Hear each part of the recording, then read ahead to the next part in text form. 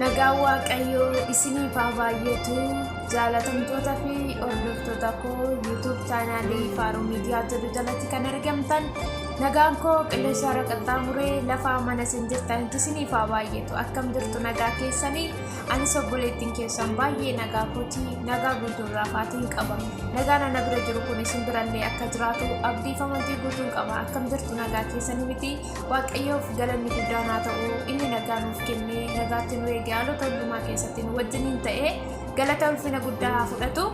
Akkasuma warreen YouTube chaanaalii kootiif haaraa taatan like, share, subscribe gochuudhaan maatii naaf taasisan jechuun barbaada. Akkasumallee warroonni karaa garaagaraatiin like, share gochuudhaan hiriyoota keessaniif qooduudhaan na jajjabeessaa jirtan Waaqayyo isin haa eebbisu, eebbifamaa isiniin jechuun jaalladha.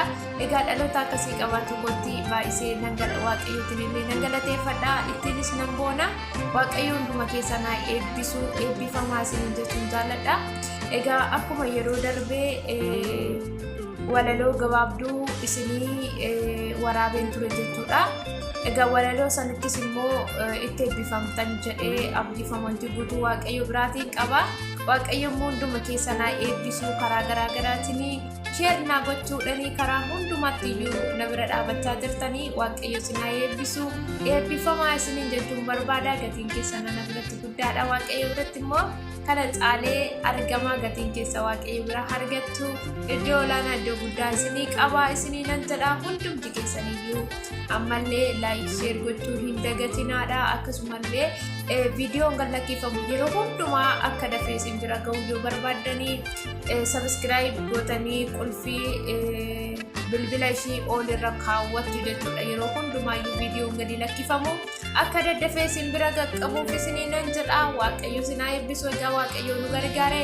Kanaan achitti immoo hojii gurguddaa Waaqayyoon keessatti ilaalamnee Waaqayyoon keessatti of eeggachaa hojiiwwan garaagaraa yeroo hojjanna jennee abdiifamantii guutuu qabna. Egaa Waaqayyoof galanni haa ta'u. Carraa kana isa nuu kennes galanni isaaf haa ta'u jecha har'as immoo kan qabadhee isinii dhiyaadhee walaloodha jechuudha. Hamma xumura walitti dhufneetirraa egaa gammaanii gara walaloo kottan isin dabarsaa. Ana faana turaan affeerraa kootii like, share, subscribe gochuu immoo hin dagatinaa isinii nan jedha. Ana faana tura. Walaloon dubbisaa gurra naaf ergisaa akkana jedha kaa mata dureen isaa ani michuun qaba. Ani michuun qaba. Foolii urgooftuu dibata kee keessa koo qabbaneessaa firiin muka wayyaanii kee nyaatatti hedduu ba'eessaa. Firiin muka wayyaanii kee nyaatatti hedduu ba'eessaa. Miidhagni kee martuu laphee namaa hataa. Jaalala keetiif jecha waa marakoon gataa. Jaalala keetiif jecha waa marakoon gataa. Harki kee michuu koo akka buttuchii warqeeti. Isa kuullee akka guuggee ishee bishaan bukkeeti. Kanan ittiin miidhagfamee dhagaa gatii jabeessaa. Bareedadha michuun koo innoo simboo qabeessaa. Bareedadha michuun koo innoo simboo qabeessaa. Barruun michuu kootii qumbii gadi coccobsaa. Lolaan jaalala isaatii karaa laphee koo cabsaa. Lolaan jaalala isaatii karaa laphee koo cabsaa. Inni karaa hundumaan nama hin mararaa. Jaalalaan nama guutaa innoo nama gargaara. Jaalalaan nama guutaa innoo nama gargaara. Ifa isaa guddisee ifuu dukkanatu lakkisaa. Dhagni isaa akka soofiraa qaraattiin calaqqisaa. Galata keessi kootii isaaf ta'a ililchuun koo. Isa karaa hundumaan guutuu Yesuusidha michuun koo. Ifa isaa guddisee ifaa dukkanatti bakka lakkisaa. Dhagni isaa akka soofiraa qaraat calaqqisaa. Galati keessa kootii isaaf ta'a ililchuun koo. Isa karaa hundumaan guutuu Yesuusidha michuun koo. Isa karaa hundumaan guutuu Yesuusidha michuun koo. Ijaaramaa humna siin horadhaa. Ati dhiyeessii koodhaa ani siinan sooradhaa. Ati dhiyeessii koodhaa ani siinan sooradhaa. Gadda kootu du'aa diina kootu bututaa.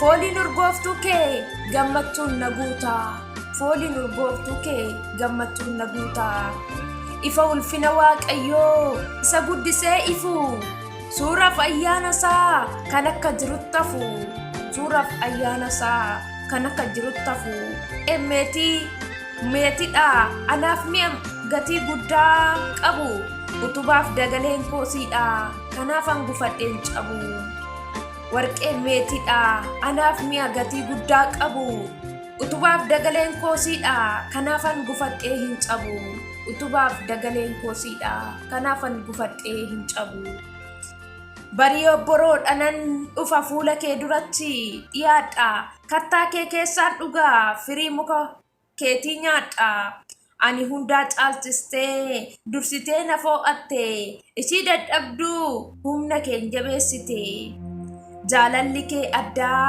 michuu koo lafa onaa yoom maal jedhe si quubsaa galataaf oqubaa jaalalli kee addaa michuu lafa onaa yoom maal jedhe si quubsaa galataa fi oqubaa yoom maal jedhe si quubsaa galataa fi oqubaa ati natti gammadda miidhama koon jaallattu kan akka keen jiru tasayyuun argamu mana kee dhufnaanii harka duwwaan ba'anii gammachuun gaggeessita ilillee masiinqonii gammachuun gaggeessita ilillee masiinqonii ati michuu dhugaa gaaddisa bara baraa rakkinni yoo cimeyyuu sidhe iddoon boqonnaa reebichi hammaatee yoo dadhabeyyuu kufeetoo hin hafu nan ka'a har'ayyuu kufeetoo hin hafu nan ka'a har'ayyuu michuu gaariin qaba kan gadda koo baatu yeroo waan madhetti kan na jalaa oowwaatu yeroo waan madhetti kan na jalaa oowwaatu kan akka Iyyesuus tasayyuun argatu kan akka Iyyesuus tasayyuun dhalatu michuu gaariin qaba kan akka Iyyesuus tasayyuun dhalatu michuu gaariin qaba walaloon koo asumarratti goolabee jira waan amma dhumaatti na dhaggeeffattaniif guddaa galatooma baay'ee sin jaalladha baay'een isin kabaja ayyaanni waaqayyoo lafa jirtanitti isiniif haa baay'atu walaloon kun yoo isinitti tole laayik sheer sabskiraayib gochuun akkasuma koomentii jalatti yaada keessan laattuun dandeessu isinii jechuun barbaada waaqayyo isin haa eebbisu iddoo olaanaa iddoo guddaa isinii qaba egaa akkasumallee wal jajjabeessuun dagatinaa sooshaal miidiyaa qabdan irratti sheer godha karaa feesbuukii peejii keessan jalatti akkasumallee karaa garaagaraatiin miidiyaa fayyadamaa jirtan jalatti tiiktookiiwwan garaagaraati irratti fedha keessa yoo ta'e viidiyoo kana yookaas linkii kana sheer gootanii akka dhaloonni ittillee dhufanii itti eebbifaman akkasumallee sabskiraayib sheer akka isaan godhanii akka isin hiriyoota keessaniif sheer gootan asumaan jaalalaan isin gaafadha waaqayyo isin haa eebbisu eebbifamaa iddoo olaanaa fi iddoo guddaa isinii akka hin qabu isinii hin beektu fuula koorraayyuu ifaa jira narraa mul'ata egaa akkan isin jaalladhu isinii beektu baay'inaan isinitti himuun nan barbaachisu kanaaf gooftaan isin haa eebbisu amma qophii biraatiin walitti deebinutti nagaa waaqayyo keessatti naaf eegama baay'ee isin jaalladha isin kabaja waaqayyo isin haa eebbisu eebbifamaa shaaloom